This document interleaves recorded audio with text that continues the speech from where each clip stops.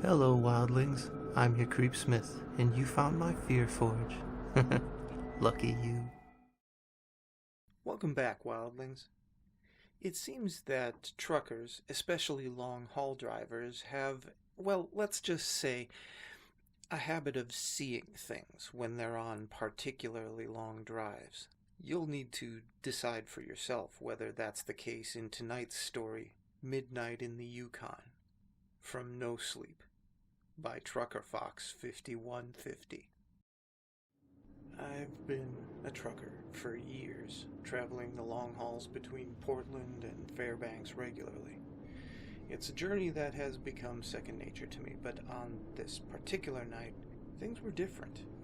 The weather had taken a turn for the worse, and the harsh winds and relentless snowfall made the road treacherous on top of the rocky roads in the Yukon of Canada.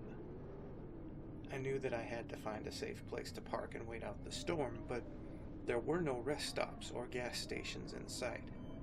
Then, just as the last light of day disappeared, I saw a faintly glowing sign pointing to a truck stop just a few miles ahead. I felt a wave of relief wash over me as I turned onto the snow-covered road, hoping to find shelter and maybe a hot meal. The road seemed endless, and the darkness was all-encompassing. The snowfall made it hard to see anything ahead, and I had to navigate with caution.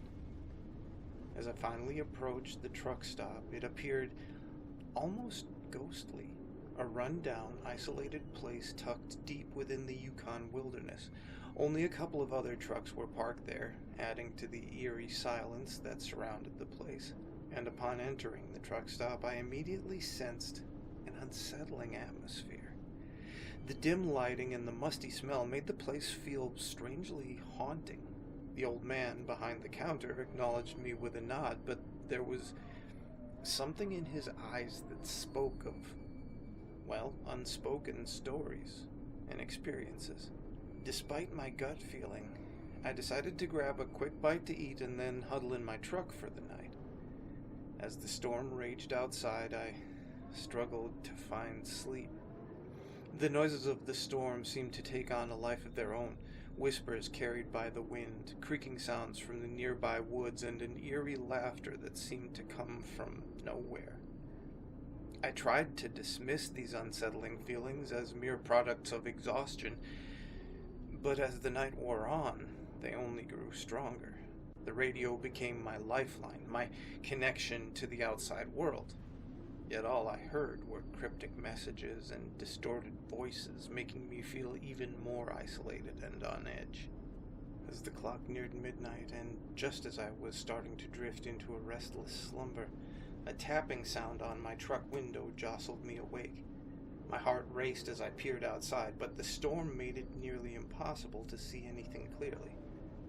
I tried to convince myself that it was just a tree branch or an animal seeking shelter. Then, suddenly, a flash of lightning illuminated the surroundings for a brief moment, and I saw a shadowy figure walking by my truck. Fear gripped me, and I fumbled for my phone, desperate to call out for help, but there was no signal, and the figure stopped about 2 feet away from my door, sending chills down my spine. To my horror, more ghostly silhouettes emerged from the darkness. Their glowing eyes and unnaturally fluid movements terrified me. I locked the doors, hoping to keep them at bay. With trembling hands, I tried to start the engine and escape from this nightmare.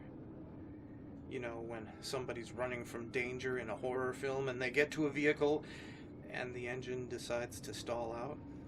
Yeah, that's what happened here. I was trapped with these otherworldly beings pressing against the windows, haunting faces close enough to touch. Faint whispers started to grow louder, filling the cab with an eerie presence. I grabbed a flashlight, hoping its beam could offer some protection. To my shock, I realized that these apparitions were not human at all. They were something far darker and more malevolent. It seemed that they thrived, even fed on fear.